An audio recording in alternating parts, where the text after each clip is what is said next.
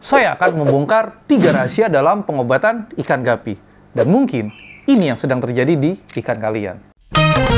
Untuk pencinta gapi, semua tentang gapi ada di sini. Dapatkan tips dan trik yang dikemas dalam hiburan di TikTok gapi_Indonesia. Follow Instagram Gapi Indonesia 111 untuk mendapatkan update dan info, serta Instagram gapi_Indonesia.catalog. Untuk pemula yang ingin dapat Gapi Premium dengan harga sesuka kamu, ikuti lelang di grup Telegram. Tapi, kalau kamu adalah pemburu kualitas, hubungi CS Dela untuk minta price list Gapi Premium yang disortir langsung oleh CEO Gapi Indonesia, Reril. Hai Indonesia, jadi yang ingin saya bongkar itu sebenarnya bukan rahasia, tapi sebuah pertanyaan yang sering ditanyakan oleh kalian mungkin yang masih agak awam atau baru saja kenal ikan gapi. Jadi pertanyaan itu kayak gini, Bang, kalau kita ngobatin ikan gapi, itu lebih baik di karantina atau di tank asal? Itu yang pertama. Yang kedua, Bang, boleh nggak sih saya tambahin garam kepada ikan saya yang sedang sakit? Yang ketiga, butuh dikasih aerator nggak? Nah, itulah yang akan saya jawab semua ya. Yang pertama adalah, kapan ikan butuh dikarantina dan kapan ikan yang tidak perlu dikarantina. Kalian perlu lihat sakitnya itu seberapa parah. Yang pertama, kalau sakitnya dia parah, fix harus dikarantina. Kenapa?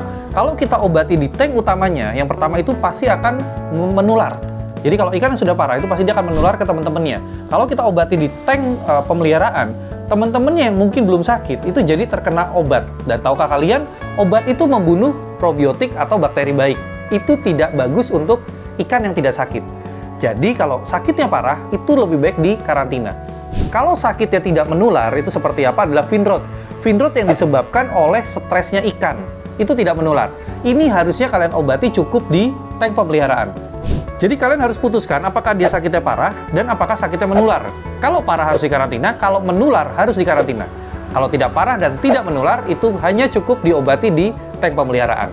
Pertanyaan kedua nih ya, boleh nggak saya tambahkan garam di ikan yang sedang saya obati? Saya akan bahas dulu tentang garam ya. Jadi fungsi garam itu adalah seperti doping. Dia untuk mempermudah ikan melakukan osmoregulasi, yaitu adalah pertukaran ion-ion dalam tubuh makhluk air, terutama ikan. Jadi kalau kalian tanyanya boleh tambah garam atau tidak, menurut saya lebih bagus pakai garam. Jadi dia tuh seperti doping atau vitamin di manusia. Dan pertanyaan yang ketiga adalah, perlu nggak saya tambahkan aerator ke dalam ikan yang sedang saya obati? Saya juga akan jelaskan tentang aerator. Fungsi aerator yang pertama, yang paling penting, itu adalah menambah asupan oksigen di dalam air, atau oksigen terlarut di dalam air.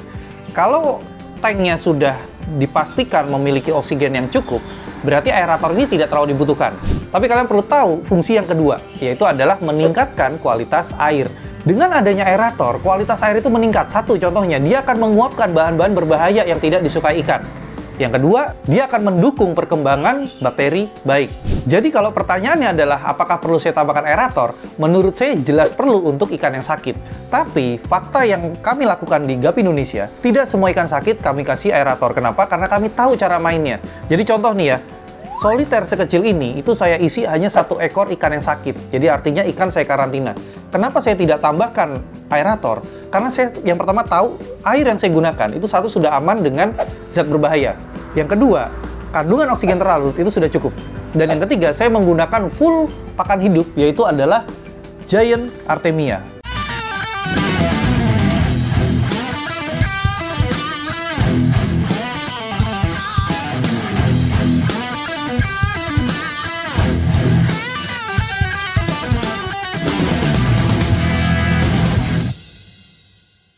Ini adalah Artemia terbaik dan terbesar di Indonesia. Kalian bisa dapat di mana? Di marketplace atau langsung chat ke CS saya.